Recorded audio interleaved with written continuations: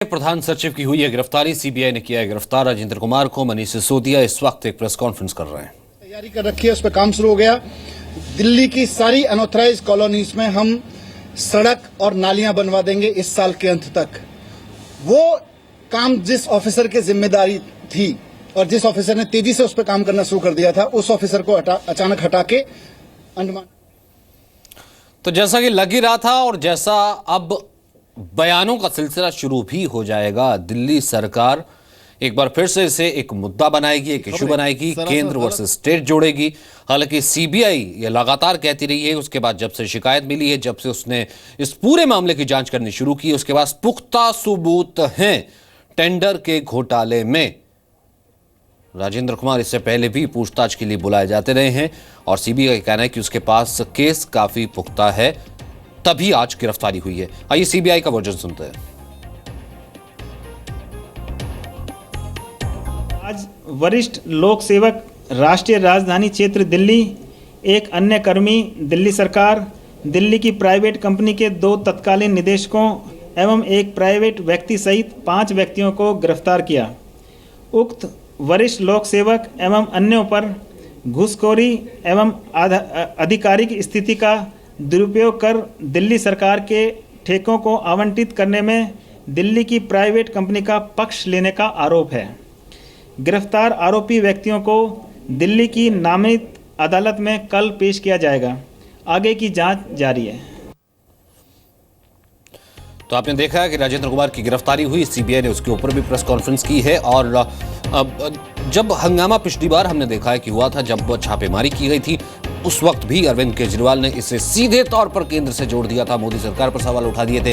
अब ऐसे में क्योंकि पंजाब इलेक्शन की तरफ आम आदमी पार्टी लगी हुई है, तो इसे कहना कि चुनावी मुद्दा बनाने की कोशिश करेगी। लेकिन सीबीआई का कहना है कि वो लगातार इस पर जांच कर रही थी। करीब 50 करोड़ का घोटाला है और फर्जी कंपनी बना करके घोटाला करने का आरोप है।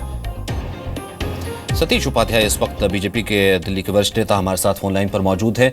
अब सतीश जी, गिरफ्तारी हुई है प्रधान सचिव की राजेंद्र कुमार की, आपका फर्स्ट रिएक्शन? क्योंकि इससे पहले केजरीवाल कह रहे थे कि ये सिर्फ और सिर्फ छापेमारी हो रही है, निकलेगा कुछ नहीं।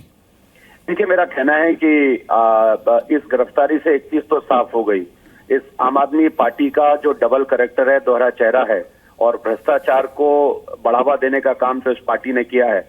मैं बधाई देना चाहता हूं सीबीआई को कि सीबीआई ने कम से कम करोड़ों रुपए के 50 करोड़ का जो घोटाला है उसको लेकर के गिरफ्तारी की है, पूरी छानबीन की है। और खास करके जब उन्होंने गिरफ्तारी की है तो उन्होंने सारे चीजों की छानबीन की होगी। छानबीन करने के बाद निश्चित रूप से न्यायालय को उनको जवाब देना है। आम आदमी पार्टी केवल आरोपों की राजनीति करती है और भ्रष्टाचार करने वाले अधिकारियों को संरक्षण देने का काम आम आदमी पार्टी ने किया है और जितनी बधाई दी जाए उतनी कम है सीबीआई को। सतीश उपाध्याय जी, जिस वक्त छापेमारी की थी सीबीआई ने उनके दफ्तर में जाकर के, यानी कि अरविंद केजरीवाल मुख्यमंत्री के प्रधान सचिव के दफ्तर में जाकर जब छापेमारी की थी, उस वक्त अरविंद केजरीवाल ने उसे ये कह के प्रोजेक्ट किया था कि ये तो मेरे दफ्तर में छापेमारी हुई है, मुझे टारगेट किया जा रहा है और सीधे तौर पर मोदी जी को निशाना साधा था। अब एक बार फिर से जब बयानों का दौर शुरू होगा, क्या कुछ आपकी पार्टी की तरफ से कहा जाएगा उसका जवाब देने के लिए? मुझे लगता है कि ये पूरी तरह से एक जो दिखावा और ड्रामा और आरोपों की राजनीति, जिनका विकास से कोई मतलब नहीं, केवल और केवल भ्रष्टाचार को संरक्षण देना, ये पार्टी का चेहरा है। जिस समय सीबीआई ने राजेंद्र कुमार के ऊपर रेड की तो पूरे देश और दिल्ली के सामने उन्होंने मीडिया के सामने ये हल्ला मचाया कि मुख्यमंत्री के ऊपर, क्योंकि ये बहुत तरीके से झूठ बोलना जानते हैं। लेकिन आज जब गिरफ्तारी के बाद निश्चित रूप से ये तय हो गया कि भ्रष्टाचार में अगर वो ऑफिसर हैं। मैं चाहूंगा इस पर आप एक रिएक्शन जरूर दीजिएगा। इस वक्त दिल्ली सरकार की तरफ से ये फर्स्ट रिएक्शन आया है इस गिरफ्तारी के ऊपर। हमारे साथ रुकिए, हम जरा सुनवाते हैं मनीष सिसोदिया क्या कह रहे हैं। पिछले 23 साल के इतिहास में कभी भी केंद्र सरकार कभी भी इतनी घटिया हरकतों पर नहीं उतरी, कभी भी इतने निचले स्तर पर नहीं उतरी जितना निचले स्तर पर अभी वर्तमान केंद्र की सरकार उतर के आ गई है।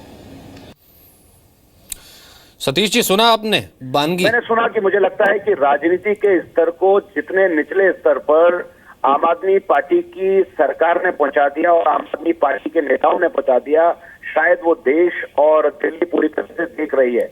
और उसका कारण है कि इस आम आदमी पार्टी का ग्राफ जिस तरीके से 54% से 29% पर आ गया, ये इस बात का प्रमाण है कि लोगों ने आम आदमी पार्टी के डबल कैरेक्टर को देखा है।